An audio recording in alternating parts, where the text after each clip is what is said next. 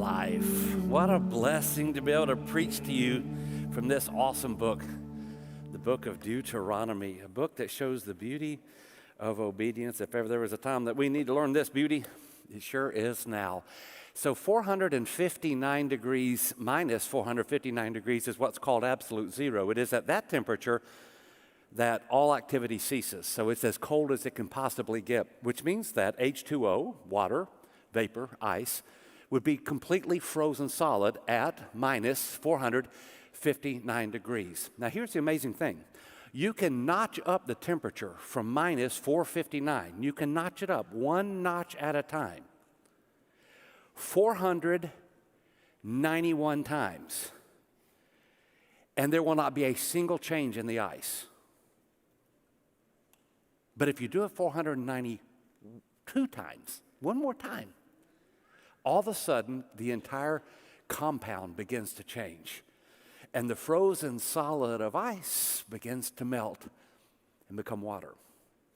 And you might want to say, what a miracle that all of a sudden at 32 degrees, this solid becomes liquid. But what you might not have been noticing is that 491 degrees had passed before you got to the breakthrough moment. And that's how obedience is.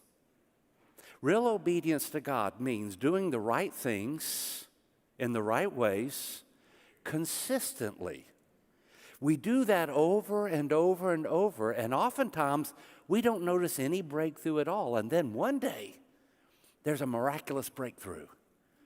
This is how athletes excel. It's not that they suddenly wake up one day and have all these new skills or talents. Instead, they just did the fundamentals well over and over and over until one day they had a breakthrough.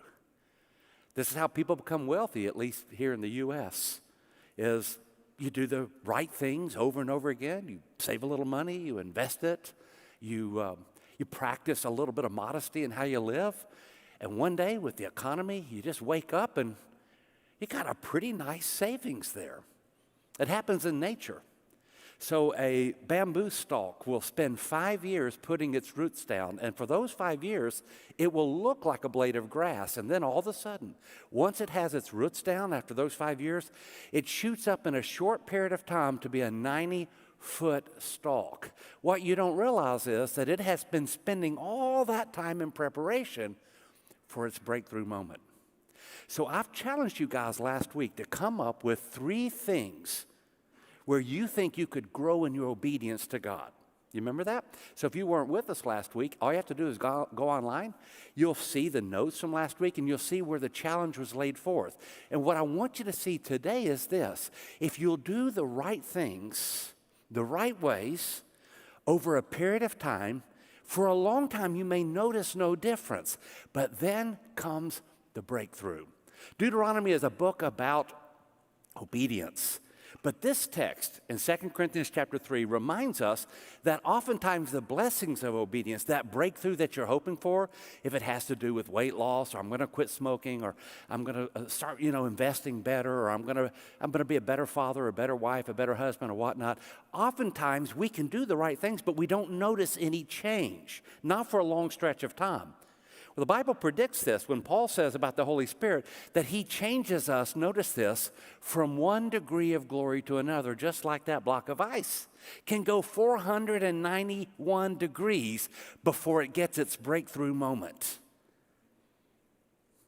I want to encourage you with the book of Deuteronomy to think today about the areas of obedient growth you should experience in your life. And then I'm going to encourage you to think about it as one step at a time. This is how I'll get my breakthrough. So Deuteronomy is a collection of 3 sermons, a song, and a statement of blessings and curses. Its theme is summarized at the very end in chapter 30, where Moses says this, walk in obedience and God will bless you. But I have to say this, and by the way, this is your first fill in the blank, so we do have the notes available, and I've got some blanks that you can fill in that'll help you track with the lesson, that it can be very difficult for us to walk in obedience in a world that's in rebellion, and to be honest, in a world where my own willpower is broken. Because honestly, it's not so much the world that's making me sin, it's the fact that I like sin. Most of us like it. We like the short-term pleasures of our sins, even though they bring long-term pain. And so sometimes it can feel as though, if I'm trying to be obedient in a disobedient culture, it can feel as though I'm going up the down staircase. Let me help you with that.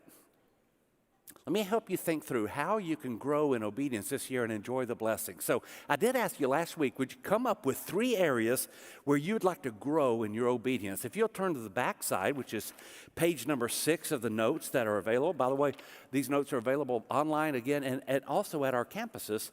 You'll see that I've given even 7 rubrics, 7 areas where you might consider growing in your obedience. Things like I'm going to have a better devotional life every day. I'm going to pray with my family, or I've made a commitment, I'm going to be a better parent this year, or I'm going to work hard, I'm going to stop being lazy. This is the year I'm going to give up some bad habit, or this is the year that I'm going to only do positive and encouraging things on social media. There's some commitment where you need to grow. I asked you last week, can you come up with 3? Now, I'm going to be honest with you. I came up with 3, and then I said 2 is all I can manage. So I've got 2, and I'm committed to them this year. I'm going to do them, whether it's easier or whether it's not. I'm going to do them because I need to grow in my obedience. I did mention this, that if you'd like to, you can write those 3 in code language. That way nobody else will see what you wrote, and they won't hound you or nag you because they're still like, well, you said you're going to do it. And it was kind of cool because last week when I said you can write it in code language, one of the parents sent me this picture and said, well, my daughter wrote her 3 in code language. And I actually think we might have invented a new language. So North Boulevard, now a tongue-speaking church, it appears. Anyway, so what I'm saying is this. Once we have decided these are the areas that I can grow in my obedience to God, there are going to be 2 virtues that help you get through it. They're found in this text, the text we're going to look at today, where Moses says, go take possession of the land, and he says 2 things. Don't be afraid, and don't become discouraged. So I want to put those in a positive light. Not because I think they're inadequate as they are, but I want to give it to you sort of as a juice that'll help you really find the breakthrough God is offering you. So here's how I want to put it. The 2 things that will help you make those 3 growth areas happen. The 2 things, the virtues that will help you have a breakthrough moment. So you be thinking, what is the breakthrough moment that you need this year? The 2 things will help you get that. First, confidence that God's going to help you. God's on your side. So I know what my 2 are, and I am just saying, all right, Lord, I'm handing it over to you. I may not have the power, but I know you do. I'm going into it with confidence. I'm not going into it with fear. Like, you with me, right? So let's say you're going to give up a bad habit. You got an addiction. You're saying, this is the year. Like, don't go into it with all these thoughts of, well, I just don't know if I can do it. I've tried so many times. You know, I'm just a low-down sinner, and every thought I have is bad thought. Don't do that. Go into it this way. Walk into it saying, I am a man of God. God is on my side. He wants me to have a breakthrough. He wants me to win, and he's going to get me through this. That's confidence. That's what Moses says. Go take the land and don't be afraid. And the second term, don't become discouraged, which I'm turning to its reverse, which is to be discouraged means you give up. You just give up. You run out of heart, so you give up. I'm going to say the opposite is be persistent. Be persistent. Just say, look, all right, if I fall down, I'm just going to get back up because God wants me to be obedient. So in the series, we do have the notes. They're available on the app. They're available online.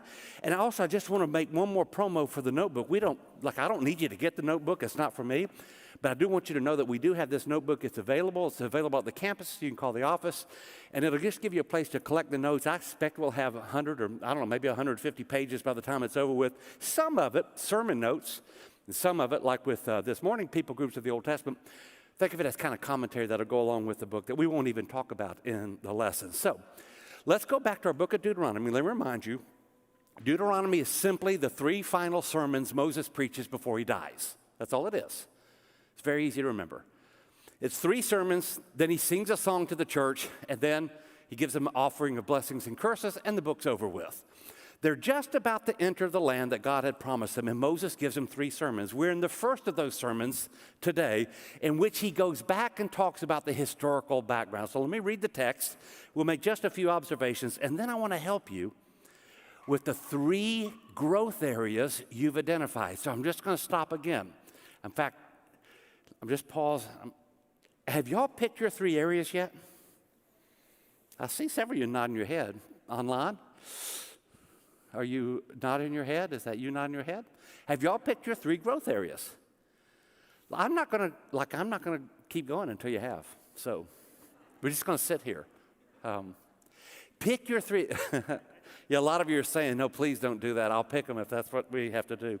So find 3 areas. I want you to see. This text will give you confidence and persistence, which will help you find a breakthrough. Verse 6, Deuteronomy chapter 1. Open your Bible. You want to follow me. The Lord our God said to us at Horeb. Horeb is another name for Sinai, by the way. So Moses is going back 40 years. He's talking about how they got to where they are, and he has to go back 40 years ago. You've stayed long enough at this mountain, he says. This is God speaking. Break camp and advance into the hill country of the Amorites. Go to all the neighboring peoples of the Arabah, in the mountains, the western foothills, the Negev, the coast, the land of the Canaanites, to the Lebanon as far as the great river Euphrates. So the Israelites, in this text, they have just left Egypt. They're at Sinai, just a few months down the road. They've gotten the law. God says to them, you're 11 days from Kadesh Barnea. It's time to go to Kadesh Barnea. It's an 11-day journey by foot. It's time for you to get up, go. I'm going to give you the land. This was 40 years ago. He describes the land, by the way, as running essentially all the way from the Gulf of Aqaba to the Euphrates River. It was a large land when you think about it compared to what other people groups had. Israel, because of disobedience, never really attained the full boundaries that God had promised. They came close to it in Solomon's day. It's also a land that, as this text describes, has all sorts of geological features that are fascinating. We'll get a chance to talk about those as we get into it. But I just want you to see that Moses is saying, remember 40 years ago, God said, let's go take the land. It's a great land. And so they set out to take the land. And that leads us to verse 8. See, he says, I've given you this land. Go and take possession of the land the Lord swore he would give to your fathers, to Abraham, Isaac, and Jacob, and to their descendants after them. So the idea, it's time to go get your promise. You're now free from your slavery in Egypt. God wants you to have this land. So they're getting ready to set out, and we find this odd thing at verse 9. So chapter 1 and verse 8, they're getting ready to set out, and at verse 9, all of a sudden there's a big parenthesis in the text. It's an interruption to the narrative flow. All of a sudden, Moses, who's telling the story of how they left Sinai to go to the promised land, says, oh yeah, I forgot to tell you I appointed judges too.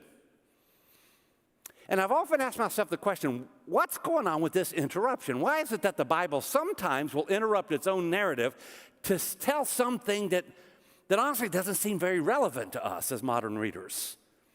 Let's hear what he has to say, and then I'll explain what I think is going on in the text. So verse 9. At that time I said to you, you're too heavy a burden for me to carry alone. The Lord your God has increased your numbers so that today you're as numerous as the stars of the sky. May the Lord, the God of your ancestors, increase you 1,000 times and bless you as he has promised. But how can I bear your problems and your burdens and your disputes all by myself? Choose some wise, understanding, and respected men from each of your tribes, and I will set them over you. So what's going on? Why does Moses stop in the middle of the narrative of how they left Sinai to go to Kadesh Barnea to tell about the appointment of judges? And I think the answer is found in verse 11, where he says, you've become as numerous as the stars of the sky. He's pausing to say, God was faithful to the promise to make you an innumerable nation. So it's a way of Moses saying, hey, God already promised that he was going to do something for you. He's going to make you so many people that you can't count them all. And he's put it right here because he wants them to know, and he's also going to give you the land. So the bottom line of the text, God is faithful to his promises. I think there's another reason. So let me read a little bit further, and we'll talk about the other reason. You answered me, what you propose to do is good. So I took the leading men of your tribes, wise and respected men, and I appointed them to have authority over you as commanders of thousands, of hundreds, of fifties, and of tens, and as tribal officials. I charged your judges at the time, hear the disputes between your people and judge fairly. I just want you to notice what he says here, that justice matters. We're going to come back to that in a second. Whether the case is between two Israelites, between an Israelite and a foreigner residing among you, do not show partiality in judging. Hear both small and great alike. Do not be afraid of anyone, for judgment belongs to God. Bring me any case too hard for you, and I will hear it. And at that time, I told you everything you were to do. So the second reason Moses pauses his narrative of their leaving Sinai and going to Kadesh Barnea is he wants to say, we're going to have justice when we get to our land. Now, can I just pause for a moment? So really wrestled with whether to say anything at all about this past week. So if I don't say anything about this past week, for many of you, I've neglected a responsibility as I don't mean it charismatically, but as a prophetic voice of God. For others of you, you're thinking, can we not even just go to church and not have to think about this? For some of you, you're thinking, man, well, he went off on progressivism, but watch, he won't say anything about Trump supporters. Others of you, I just want you to know I've had 3 different people on my right call me this week and tell me that I've let them down for not really going off on the left. I kind of feel like there's not a whole lot I can say to win right now. Let me just say this. Let me say 2 things. The first thing I want to say is, it is true. I am culturally and economically conservative, and I can't hide it. It squeaks out at me. There are a lot of issues that I'm probably not that conservative on. For example, on racial issues, on the environment, and things like that. But I do want to say this, and I have talked about progressivism. You know what I think about it. I've not hidden it. But I just want to say, when I see Christian symbols, as I saw this past week, next to Confederate flags and AK-47s, I'm ashamed. I'm embarrassed by that. And I just want to say, we can do better than that. Look, you can stand for Jesus, and you don't have to be all giddy about either Trump or Biden. You don't to say I don't agree with this doesn't mean you're all the way on the other side.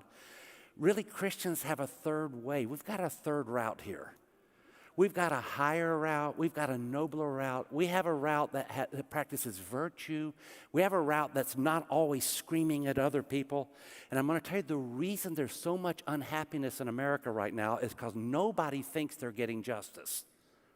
I mean, that's what happened this week.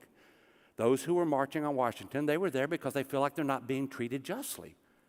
Over the course of the summer, those who were marching and protesting, they were marching and protesting because they felt like they weren't getting justice either. For all I know, nobody is. But here's what I can tell you. When Moses preaches this sermon, he is envisioning a people who have a higher calling than all the garbage we're seeing going on in our country. And we've got to be that people. We've got to be the one place where you can go. We have to be the one place where you can go where there is a higher and nobler way of acting, even though we have sincere, deep disagreements with one another, where there's a higher and nobler way of acting, where we can disagree with one another and still show love. So when Moses inserts this, he's saying, look, don't show partiality. I don't care if they're poor, I don't care if they're rich, I don't care if they're Israelites or foreigners. We got to be a people of justice. So can I just say that, and I'll move on because we got a lot of text to cover here. But I just want to say this is, I think, the second reason why Moses pauses to say, I appointed judges, because he wants to make sure the people of Israel practice justice. We're supposed to be different from everybody else. So there you go. My 2 cents. If you don't like it, send it to any email. Send an email to any elder, and they'll take care of it for you, I'm sure. I'll give you their cell numbers. Verse 19, then as the Lord our God commanded us, we set out from Horeb and went to the hill country, the Amorites, through all that vast and dreadful wilderness that you've seen, and we reached Kadesh Barnea. So here we are. The Israelites have taken the 11-day walk to Kadesh Barnea. They're perched on the edge of the land of promise. By the way, the Amorites, or as they were often called by other people, the Amuru, it was a very important ethnicity in Moses' day. And we'll get a chance to talk about them. For whatever reason, God had decided the Amorites are among the worst people. So we'll get a chance to talk about them. But there were many Amorite cities in the land to which the Israelites were going. They're now perched on the edge of Amorite territory, according to the book of Deuteronomy. We'll talk more about that in subsequent lessons. And so Moses continues his lesson, his sermon. I said to you, you've reached the hill country of the Amorites, which the Lord our God is giving us. See, the Lord your God has given you the land. So here's what he's saying. The ice is going to turn to water. It's about to turn to water. You're right on the edge of a breakthrough. It's like, remember, you can go from negative 459 to positive 31 degrees, and the ice changes not one bit. But when you cross to 32, it melts. Moses is saying, guys, we were right on the edge. We were at 31 degrees looking across the land. We were almost there. And here's what he says to them. The Lord has given you the land. Go up, take possession of it. As the Lord, the God of your ancestors, told you, do not be afraid. Do not be discouraged. You're going to see in next week's lesson, they were both afraid and discouraged. And that's why it took them 40 years to get there. But not this week. All of you came to me and said, let us send men ahead to spy out the land for us, to bring back a report about the route we're to take and the towns we will come to. So the idea seemed good to me, so I selected 12 of you, one man from each tribe. They left, went up to the hill country, and came to the valley of Eshcol and explored it. Taking with them some of the fruits of the land, they brought it down to us and reported, it's a good land that the Lord our God is giving us. So they're at Kadesh Barnea. They send some spies or scouts on a reconnoitering trip up. They go up, and when they get there, they discover that it is a bountiful land. It's actually pretty cool. Numbers 13 says that they came back with 3 different kinds of fruit.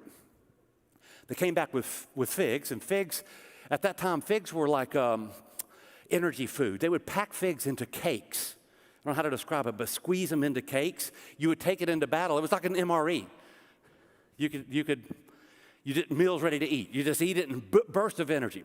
The pomegranate, it was a very sensual fruit. I'd be careful what I say, but when you open a pomegranate, there's all these seeds. It's a luscious-looking fruit anyway, and it was considered to be, how do I say this?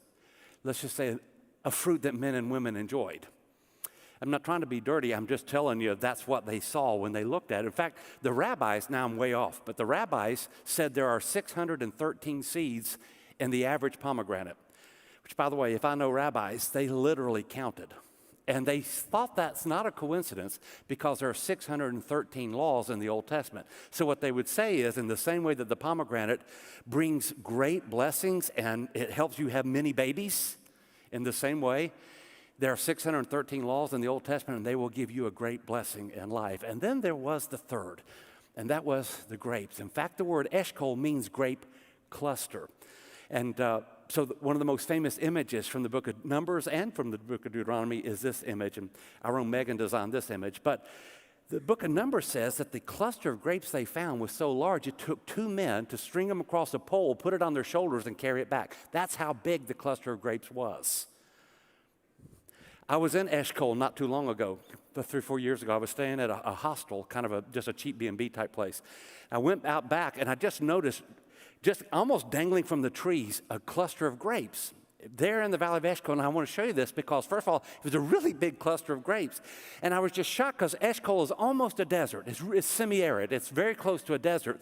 And yet here are some of the prettiest grapes you've ever seen still growing there. In fact, not only are they growing there, but there are a number of vineyards down in the area of Eshcol even today. I'm telling you this not because I want you to drink wine. I'm telling you this because I want you to realize the Bible didn't make this stuff up. It's real.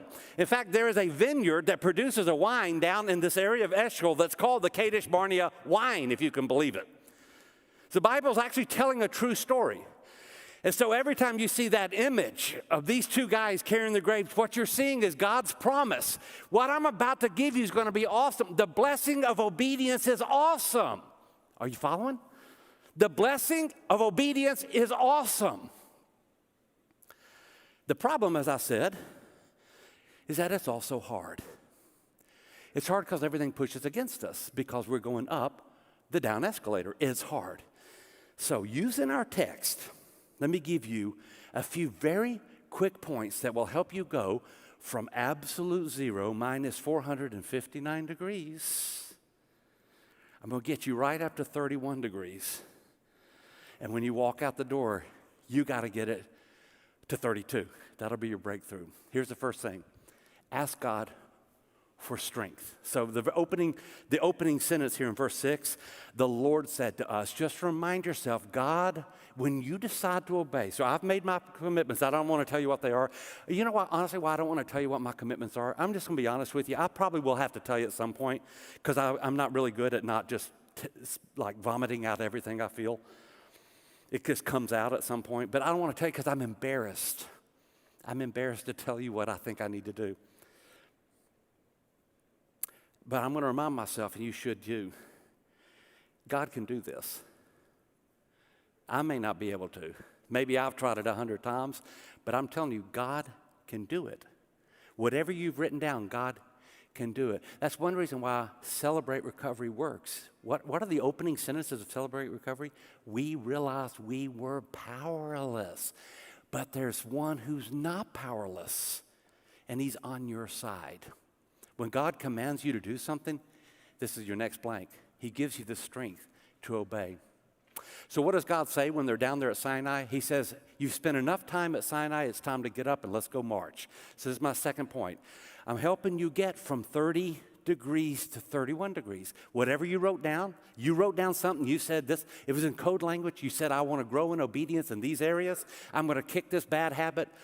I'm going to take a break from social media. Whatever it is that you think, I need better obedience. I'm helping you get there. The second thing is, do something today. So I'm plugging into that spirit of New Year resolutions. And here's what I know. I can tell you this from experience, but I also done enough reading on it to tell you it's true. Your New Year's resolution will fizzle out by the second week of February. Whatever you resolve by second week of February, it's toast, unless you act now. So I do something today. Go home and do something. Start the ball rolling. Start that degree, those degree changes. Start them happening now. Get it up and rolling now. God says, hey, you've spent long enough down here at Sinai. Get up and go. Einstein once said that compound interest is the eighth wonder of the world. What he means is if you'll do something today, and then you'll do something tomorrow, and then you'll do something the next day, at some point, you wake up and you got $1 million in the account. Look, you don't even have to do that much. 2 minutes a day sometimes is all the change you need. Number 3, trust the promises of God. So I just want to encourage you to do this. When you think to yourself, I don't know if I can do this, I've tried so many times, it doesn't work, I'm so weak, I'm irritable with myself. When you think all of that, let me refocus your attention. Remind yourself that God has made enormous promises. And let the promises of God drive you. I've learned this in life. There are two, of course, I'm not the first to say this. The two great motivators in life are what? Everybody know? Online, what are they? The two great motivators of life, pleasure and pain. Everybody knows that. Which one makes you move faster? Pain. So if somebody lights a match, under your seat, I don't know where that came from. If they do that, though, you move fast. You put your hand on a stove, you move fast. Which one, however, will sustain you longer? Pleasure. Every time. So what I'm suggesting is maybe the pain of where you are has motivated you to act, but if you will focus on the promises of God, that will sustain your action a whole lot longer. Just trust that God is faithful to his promises. He's going to do what he says. And there's this one. Get the help you need. If you have made a promise, this is the year I'm going to grow in this area of obedience. My friends, listen. Get the help you need. Don't wait on this. If you wait 3 weeks, it's over. Don't wait. Go to CR tomorrow night. Call up a friend and say, all right, I've made a pledge on this. I'm confessing it to you. I'm not making you responsible. Don't make anybody else responsible for your behavior. You're going to hate them, and they're going to hate you before it's over with. I mean, in a nice Christian way, but it's going to happen. What I'm suggesting is ask them, will you just hold me accountable? You're not in charge, but hold me accountable. Get the help you need, and don't wait. Moses says, I can't carry all your burdens. I need help. He didn't wait. He didn't wait till they got to the land of promise. He set it up before they even left. Which leads me to my next one.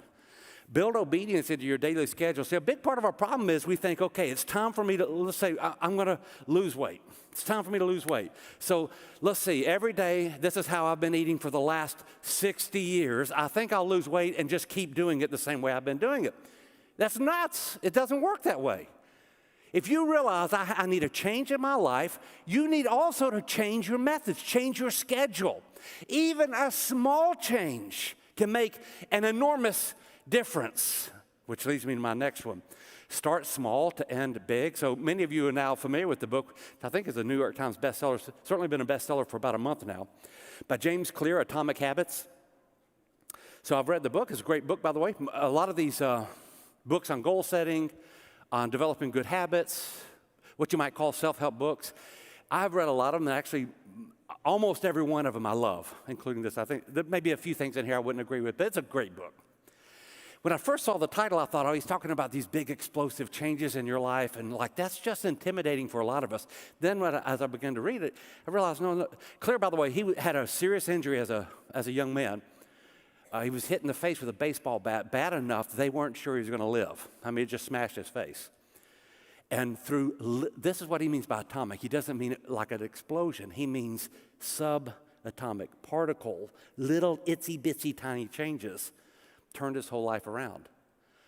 Toby became, a fantastic athlete, and evidently a really successful author too, because he sold 3 million copies of his book, which means he's super wealthy now too. But here's what he says. He says, if you can just get 1% better every day, 1%. So sometimes we really do have to go cold turkey, by the way. I'm not saying don't go, listen to this. This is a true story. I baptized a woman who was a Hindu. It's it's not my first Hindu baptism, but one of my first, early on. This was years ago. I did a Bible study with her. I was so proud of her. By the way, she's a wonderful human being. I love her to death. Seriously, wonderful. I did a Bible study with her. We've got everything's right up to the point. We're getting ready to baptize her. It's like Tuesday night. I'm going to take her down and baptize her.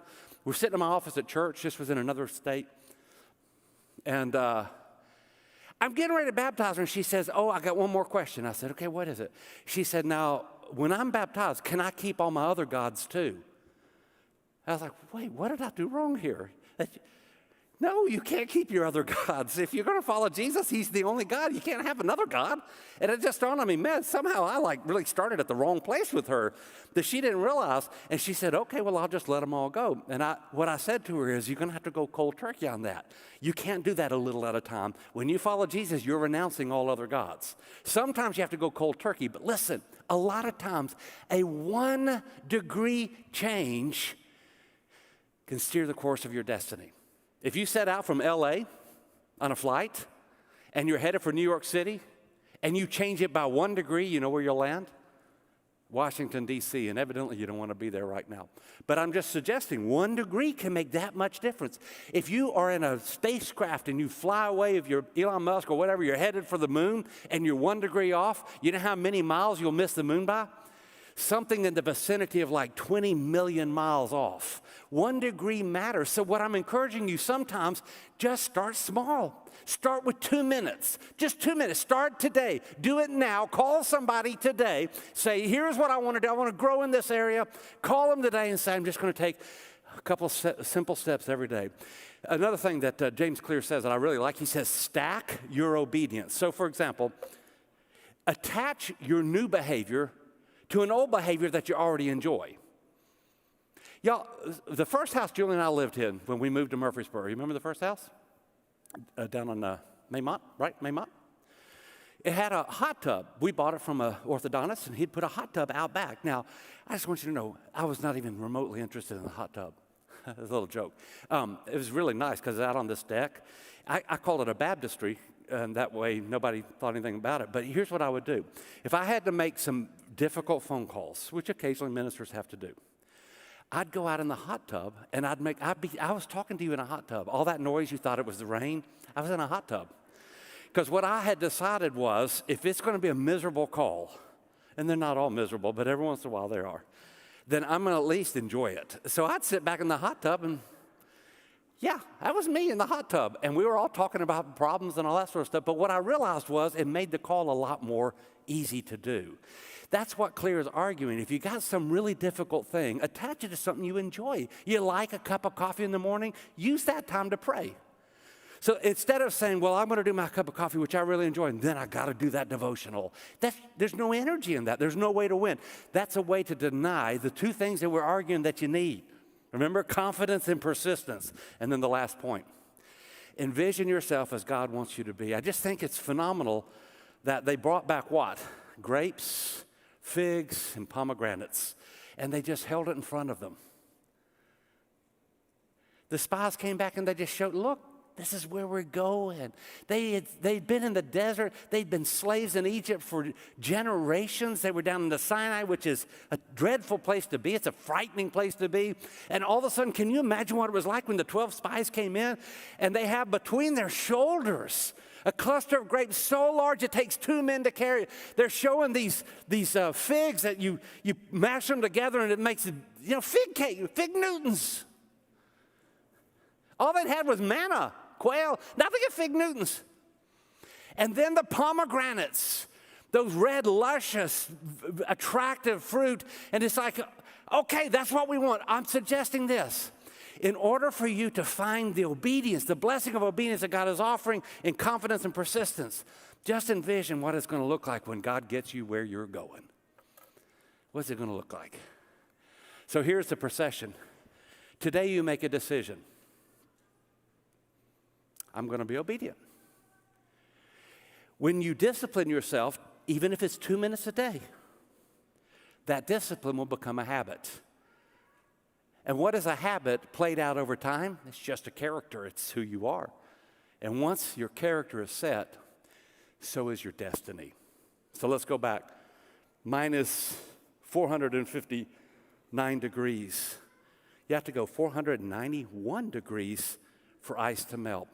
And you may not even think about it, but these icebergs calving off of this glacier, they were there for 10,000 years while the temperature went 15, 16, 17, 18, and then one day it hit 32. And a glacier became an iceberg. In the same way, if we will be very, very persistent and confident in our obedience to God, it may feel like nothing's changing, but the day comes when the breakthrough occurs.